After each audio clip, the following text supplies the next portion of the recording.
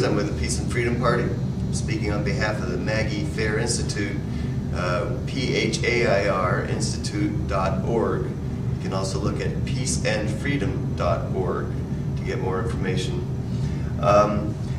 Basically, we have some questions here about healthcare. The Peace and Freedom Party supports single-payer healthcare. That means that everybody pools their money together through the form of taxes, and then that is used to provide direct health care to people. Not insurance coverage, but direct health care. So if you break your arm, you go to the doctor, they fix it for you, and it doesn't cost you anything. There's no paperwork involved. You know, the doctor will get paid regular salary by the government. We also feel that there are too few doctors, that the AMA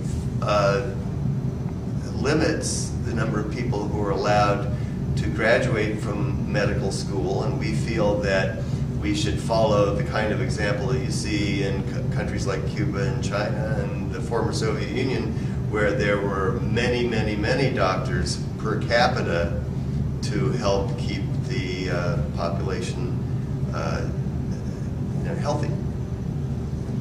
So we don't favor the current Senate plan, which is to have forcible participation with insurance companies, because you have insurance companies costing a lot of money. It's anywhere from 15 to 30% and more for the overhead of health insurance, whereas if you provide it directly, the Veterans Administration only costs about 3% overhead, and Medicare is about 5 to 6% overhead. So we feel that directly providing health care is a much more efficient way to go, and also it's better for society as a whole. Private employers don't have to get involved with it. They can just be about doing their own business and not all the extra bureaucracy of buying health insurance for their employees. There's a question here about where does your political party get its money? Well, Peace and Freedom Party runs on a dime. Really, we have very little money, unlike the Democrats and Republicans that get money from big corporations, lobbyists, etc. We basically run very low-cost campaigns, and we get a high number of votes per dollar for what we do put out. Our campaigns generally cost hundreds or thousands, but not tens of thousands, hundreds of thousands of dollars like so many other campaigns do. There's a question here on our position on the military, and we strongly believe in closing down the approximately 700 military bases around the world and bringing our troops home.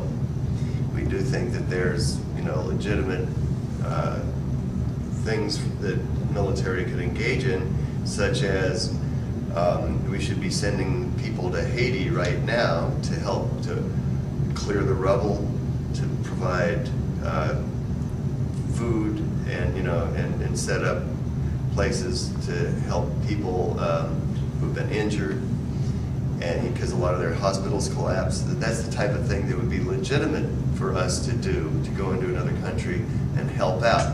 But when you're talking about weapons of mass destruction that supposedly Iraq had, well, the U.S. has 10,000 nuclear weapons, and we have the weapons of mass destruction. So we think that what we need to do is to dismantle those weapons and to provide leadership through example. And we believe in diplomacy rather than use of force. And a lot of people are just not aware of our history. From almost the very beginning, the United States has invaded one country after the next. Some countries we've invaded many times, and we feel that this is not the way to go about our business. So,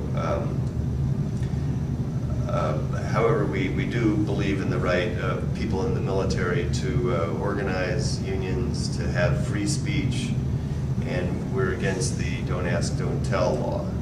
That leads into the next question about gay rights. Peace and Freedom Party has long been an advocate that anybody should be able to do what they want. That's their own business. The government shouldn't be in people's bedrooms telling them what they can and can't do.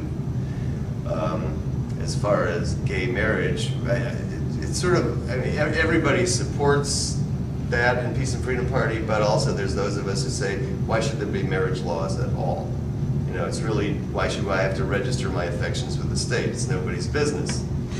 Of course, marriage laws also impact on immigration laws, and often people do get married in order to be able to stay in the U.S. We are strong advocates of feminism, women's rights, and that includes the right to choose abortion, although what we prefer is to prevent unwanted pregnancies through contraception and education.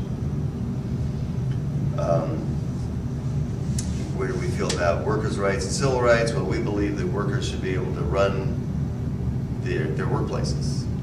They know more about it than the bosses who are in some corporate boardroom.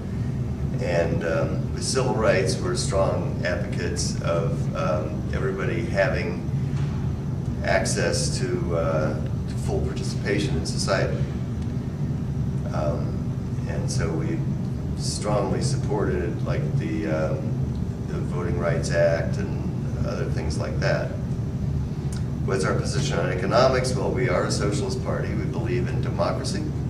We believe that natural resources and major industries should be democratically operated by the people collectively, and that should be done on a democratic basis, much more democratic than our current government is. When I say democratic, I mean small d, not a big D. So how do I sum up what the party stands for in a few sentences? Basically, that we believe in democracy and socialism, and we are for equality. We want, for instance, people to have access to higher education, as high an education as they want to go, for free. And that, again, would be from tax money. And we believe in that the richest should pay the highest, and the people with the least ability to pay should be taxed at a lower rate. We think that all of society benefits by having an educated populace.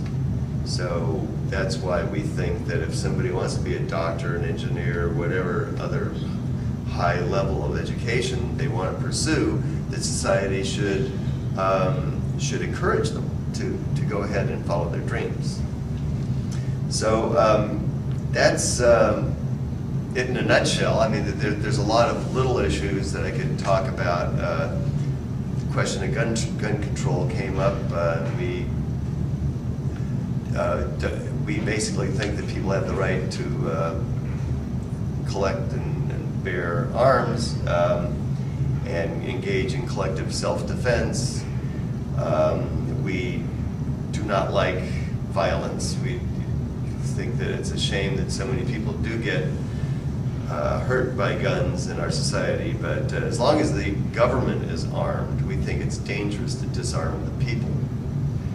That happened in Chile in the early 70s, and it made it easier for the government to have a coup and overthrow the democratically elected socialist government of Salvador Allende because the people that didn't have armaments weren't able to fight against the military when they took over. Do you have any questions? Anything I can? No, thank you for your time. Great. I'm happy to do it. Again, check out our websites. Thank you very much.